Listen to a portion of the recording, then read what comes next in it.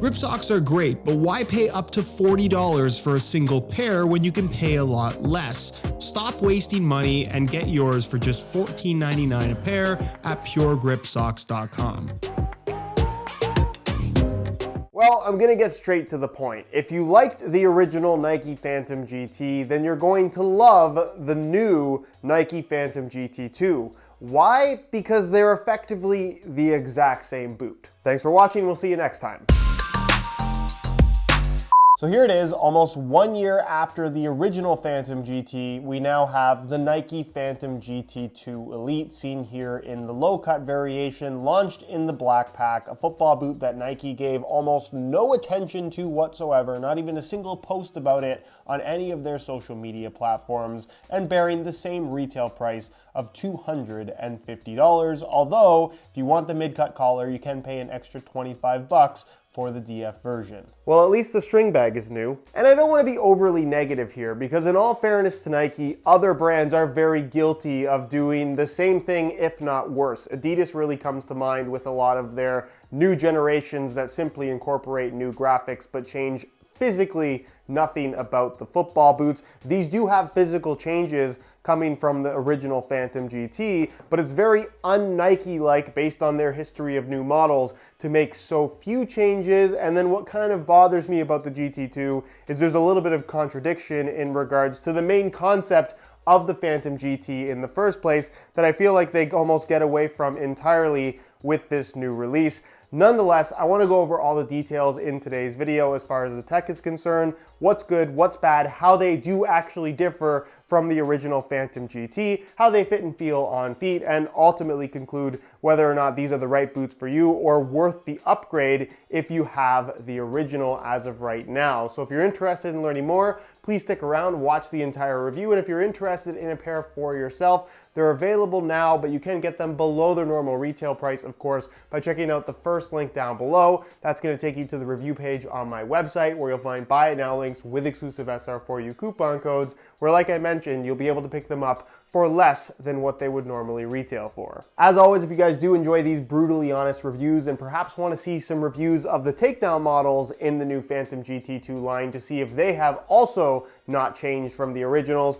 please don't forget to support this one with a like. And guys, we are so close to 700,000 subscribers. At the time of me recording this video, we are less than 500 away. If you guys regularly watch the content and enjoy it but aren't subscribed to the channel, it would mean the world to me if you could hit that subscribe button along with the little bell notification so you get notified when the next new video goes live. So first things first, we need to understand what the main concept behind the Phantom GT line is in the first place, and it lies within the name, GT, which stands for generative texture. And if you look at the texturing on the Phantom GT2, it appears to be not so much generative, but more so generic. It's made up of these little chevron shapes, some of which are a little bit larger. You can see there is two different types of chevrons, and the pattern does vary ever so slightly as it flows from the tip of the toe, eventually leading to just a smooth area when you get to the heel. But all the way through the entire foot, including over the Nike swoosh,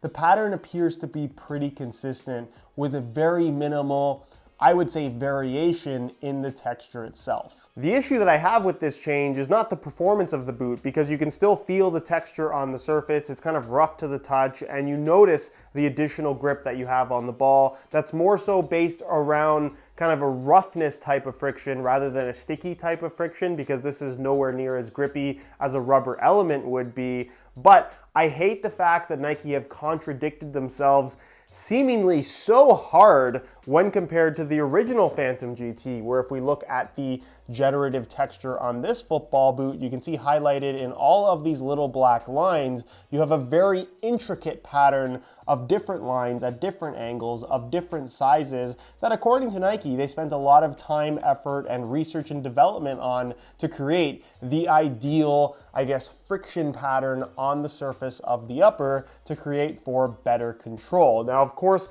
the reality of any football boot is it's not going to improve your touch, it's not going to make your control better, but I think when you go from something seemingly so complex to something seemingly so simple in just one generation, it just, again, kind of contradicts everything that they preached with the original Phantom GT and kind of just dumbs down the whole concept in general. So the texture pattern is really the most significant change here, and I will applaud Nike for continuing the pattern consistently over top of the Nike swoosh in an area of the foot that I would say is pretty critical in terms of control. And I thought it was kind of silly on the original GT that the swoosh had a completely different pattern that didn't seem to be generated by any type of research and development. You'll also notice that there's a little bit of kind of like an embossed line on either side of the forefoot that flows with this new stripe graphic. What that actually does is absolutely nothing. You don't feel it at all, and I think they did it purely for the sake of aesthetics, because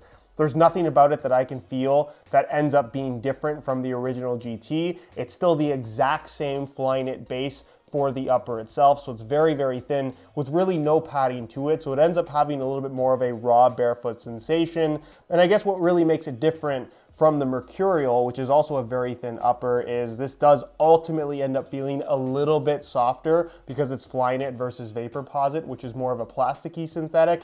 And of course, you get that texturing on the surface, which does add additional grip on the ball when compared to the Mercurial, and certainly when compared to the new Tiempo. What I do not love, and what I think looks incredibly cheap, is the addition of this little line right here, again as a design element, where you have the embossed one at the front. It's literally just a graphic on the midfoot on either side.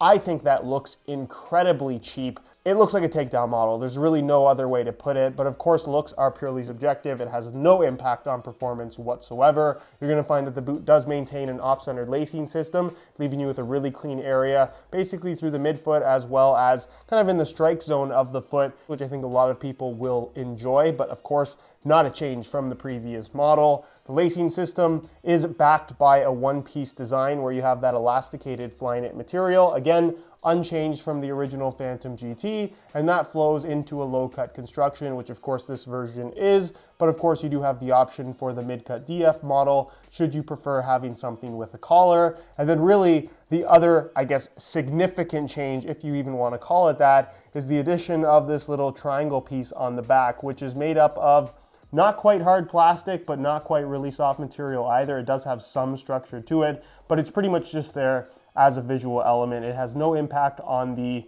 I guess, structure of the heel, because there's still an internal plastic heel counter, but they did add that little piece as, I guess, a visual difference. And then the final new feature is trilingual ACC, which basically helps you in rainy conditions should the rain speak a different language. Inside the boot, they also have not changed a thing. You're gonna find the heel liner is this really soft synthetic suede material with some padding, although they've kept things pretty minimal, kind of on par with what you're gonna get from the Mercurial line, to be fair. And then the rest of the boot is backed by a synthetic lining material, which I think is ultimately why the Flyknit upper doesn't feel as sock-like as I think you might expect a Flyknit upper to feel compared to previous Flyknit boots from the Nike brand. But again, pretty much exactly the same as the original GT. Then the insole is fully removable. I'll give you guys a quick look at that. It features a standard mesh liner on the surface. It's made from a single layer of yellow foam. And then you have this little piece here in the midfoot that has a specific pattern that actually interlocks with the underside of the sole plate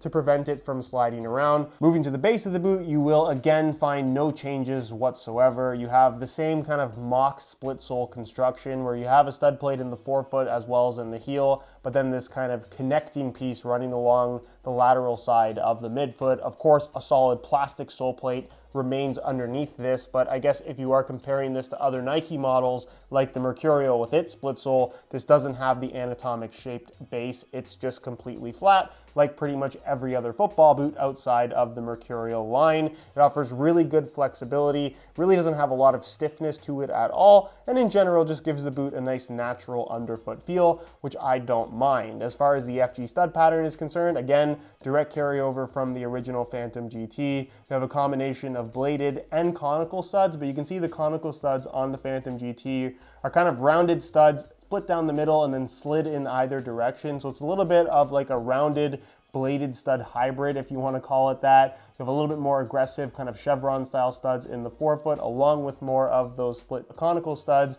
And in general, it's a very aggressive stud pattern, but kind of toned down a notch when compared to the Mercurial line, where you do have that little bit more freedom to twist and pivot. But in general, if you're looking for plenty of bite on firm natural grass playing surfaces, you're definitely getting it from this FG stud pattern. Which brings us to the weight of the Phantom GT2, where you guessed it, they're exactly the same. In a size 9.5 US, you can see that the Phantom GT2 Elite in low cut form weighs in at 7.7 ounces, the equivalent of 218 grams, which the difference between the GT2 and the GT1 is basically within the margin of error that you're going to find with mass producing a product, where some are going to be 1 or 2 grams heavier than others, even slight variation between the left and right boot. But basically what you need to know is the boots as a whole have a lightweight feel, and if you're coming from the GT1, the GT2 is going to be pretty well identical from a weight perspective on your feet. Also in every other perspective, because they're basically the same thing. So here they are on feet, where I must admit this new graphic does make the Phantom GT silhouette look a lot more sleek and streamlined. Plus, they look extra good when paired up with some gray Pure Grip Socks Pro that I'm wearing with them today. For those that don't know, this is my own brand of grip socks. This new Pro variation features an upgraded material that is super soft, super stretchy, and of course features the grips along the bottom as well as at the back of the heel. They're available in a wide variety of colors for the super affordable price of just $16.99 a pair. If you're interested in trying some out for yourself, the website to go to is puregripsocks.com, which of course will be linked down below. Now, as far as fit and feel is concerned, if you wore the original Phantom GT, guess what? You know exactly what the GT2 feels like, because they have not changed a thing. The surface texturing does not change the feel of the boot. The shape has not been modified in any way at all. This colorway hides it pretty well, but you still get this kind of weird fold right here on the midfoot, although everyone's going to be a little bit different depending on the specific shape of your foot. But in general, the boots still feel really good. The Flyknit upper, while not ridiculously soft on your feet like you might expect Flyknit to feel due to that solid liner that they have, they still feel nice and flexible, and in general there's not a lot to break in. I have heard of quite a few people experiencing issues with chafing on the back of the heel with either the mid-cut or low-cut variation. I can't say that I've had that experience, but if it was an issue for you on the original GT, it'll likely still be a problem for you on the GT2, given the fact that they haven't changed anything about the construction of the boot in the heel or anywhere else for that matter. As far as width is concerned, they have some decent width to them, where I think they will fit most people. If you have super wide feet, maybe not a great option, but I think for most people, you'll be able to get away with it. And then as far as sizing is concerned, that also has not changed, where just like the original GT, the GT2 does run that little bit longer than other Nike models, but not to the point where I think you need to change up your sizing. I'm wearing these in my usual size 9.5 US, and there's that little smidge of extra space, but going down half a size to a 9, the boots would simply be too small. So in general, I would recommend going true to size if you're looking for the best fit in a pair of Phantom GT2s, although it is worth noting that if you're wearing any other football boot and the size is perfect right now, or maybe even you have that little bit of extra space, potentially going half size down might be worth it. But again, for most people, true to size is probably the way to go. So in conclusion, should you upgrade from the Phantom GT to the GT2? No.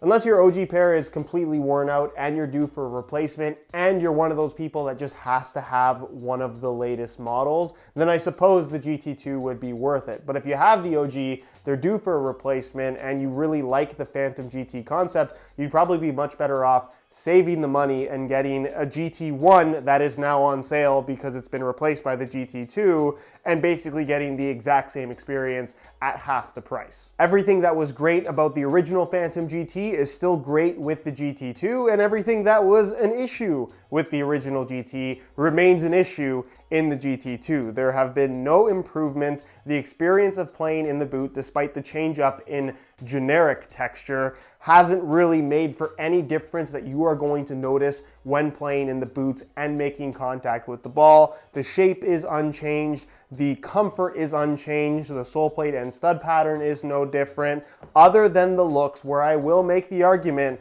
that I think the graphics of the GT2 do look a little bit better than the original GT. There's really no reason for this football boot to exist other than for the sake of Nike being able to say, hey, we have a new version of the Phantom GT. It's a lazy upgrade by Nike standards, but a lot less lazy of an upgrade compared to what we've seen from other brands. Let's just hope that Nike doesn't make this a trend. Anyways, guys, that's it for my review. Hopefully you enjoyed the video. If you did, be sure to support it with a like. Again, if you're interested in the new GT2, either the mid-cut or the low-cut variation, you can get them below their normal retail price by way of some SR4U coupon codes by checking out the first link down below. If you have any questions, as always, feel free to leave them down below in the comment section, and I'll do my best to get an answer out to you. If you aren't subscribed to the channel already, make sure you hit that subscribe button along with the little bell notification so you get notified when the next new video goes live. You can find all my social media information linked down below in the description as well.